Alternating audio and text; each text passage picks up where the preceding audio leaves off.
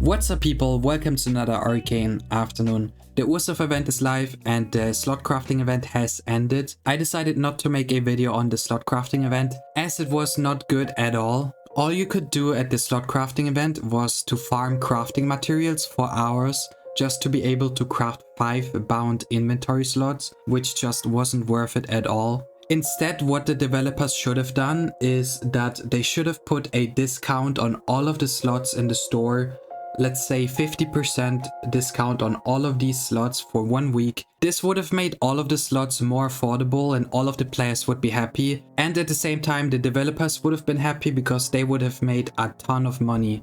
This would have been a win-win situation for the players and the developers. But instead, they just let us farm crafting materials for hours, which wasn't worth it at all and nobody enjoyed it. But anyways, the Ursoth event is live. This event goes for 2 weeks and it is energy based. I already hit platinum tier. It's really not that difficult to hit platinum tier when you use dolls. I think it only took 9 sets of doll runs. So basically 36 energies to hit platinum tier, which really isn't that bad. So first let's have a look at the tier rewards. So for bronze tier you get the Siren Cloth banner. For silver tier you get the War Commander title and 5 bound awakening gems. For gold tier you get a Rampart legendary pet, 1 bound Ursoth Assault Farmer's Elixir, and this is actually pretty good because this elixir costs 2.5 million gold in auction, and you also get 5 bound Awakening Gems. And for Platinum tier you get the Siren Halo, which looks pretty good.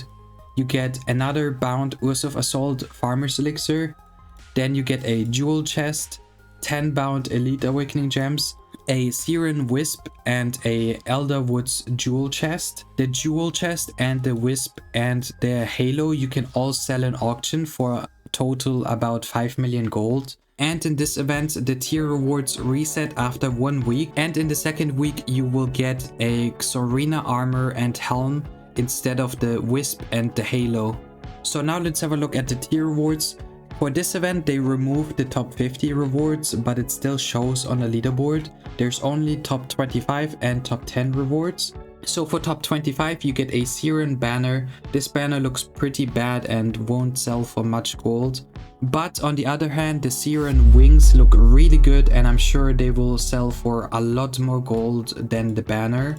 Then you get 10 bound Elite Awakening Gems and 1 Flawless Jewel Kit. But there's no platinum that you get for the leaderboard rewards. In the Lovecraft event we did get platinum for the leaderboard rewards again. So considering the leaderboard goes for 2 weeks and it doesn't reset after 1 week, the rewards aren't the best. Again, in my opinion they should always reset the leaderboards after 1 week. It's just much better. And for top 10 you get a Spiritual Successor title, a top 10 Vanity set, and this Vanity set looks really similar to the Polar set from the Winter event. Only the helmet is different. So in the Winter event you got a polar bear helmet, and in this event for the helmet you get a elephant. Elephant, elephant, elephant, elephant, elephant, elephant, elephant, elephant.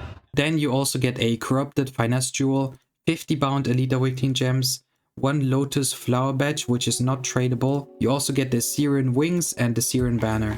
So the top 10 leaderboard rewards are really good because vanity sets always sell for the most amount of gold. So all of the top 10 leaderboard runners will get quite a bit of gold for the set. But again, the leaderboard rewards should reset after 1 week.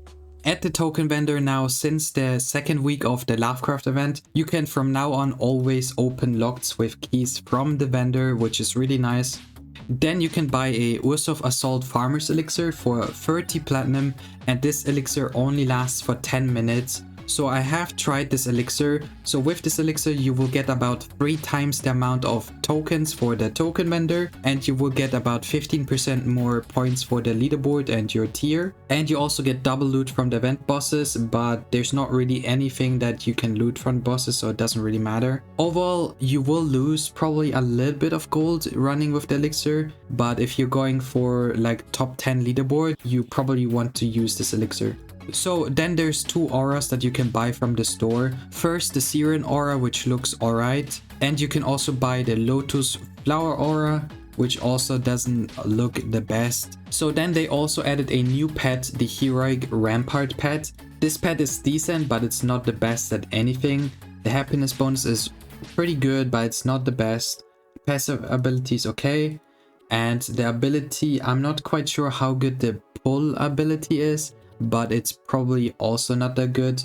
But I think it's good that not every new pet is the new best pet. It's quite annoying when you buy the new best pet and then just a few weeks later a new better pet comes out and then you have to buy the new one again. So then you can buy a recipe Bloodgrub doll for 200 tokens, and this is probably the best thing to buy with your tokens. You can either craft Bloodgrub dolls with this, and you need the Bloodgrub dolls to fight the portal boss, or you can just sell the recipe for about 400,000 gold right now.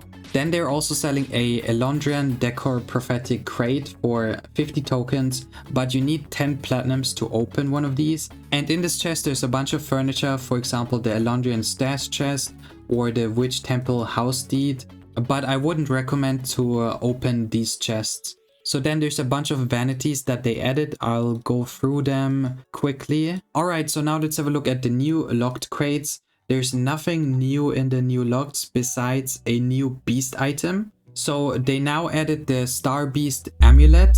So this was the last Star Beast piece missing. And now we have all of the Star Beast pieces, and probably next we will get level 86 Arcane items. And with the level 86 Arcane items we will probably get Elite Elderwood maps or multiple portal maps like Rahab and Eats a Chief for the Elderwoods.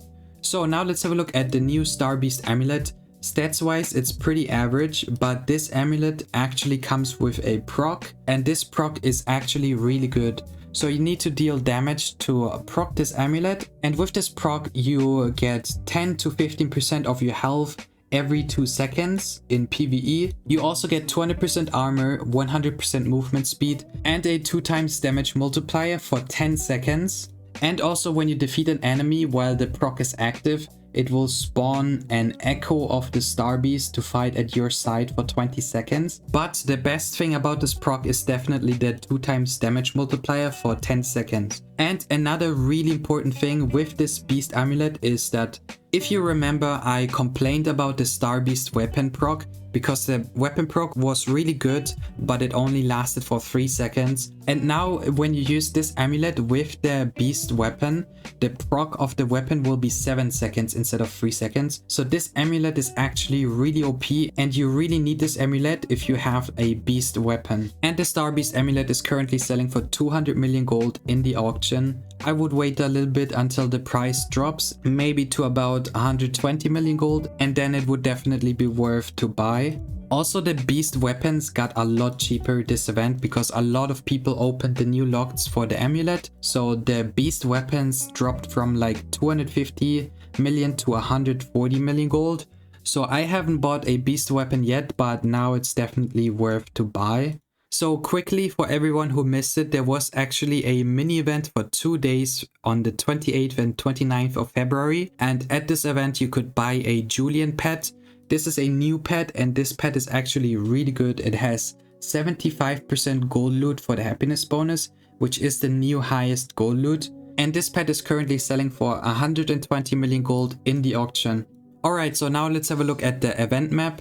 So you want to run in a 4-people party, and you should run with dolls. And there's actually a trick how you can get 2 portal runs with 1 doll. Basically the person who opens the portal stays out of the portal while the others go in and kill the boss. And after the people attacked the boss in the portal map, the person who waited at the start then goes into the portal, and then the 3 people who just killed the portal boss can now join the other player and kill the portal boss twice. This way you can do 7 portal runs with just 4 dolls, and you will be able to reach platinum tier with just 9 sets of dolls. So this is it with the video. I think the biggest problem of this event is that the leaderboard doesn't reset after 1 week. It should definitely reset after 1 week. And in addition, there's not even platinum that you get for the leaderboard, even though it doesn't reset after 1 week. But other than that, this event is pretty decent, and hopefully in the future they will make the leaderboards reset after each week again.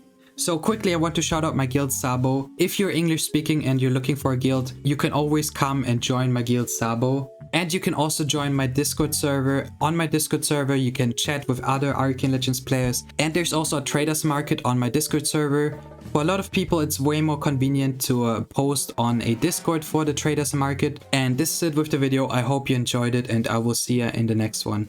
Bye.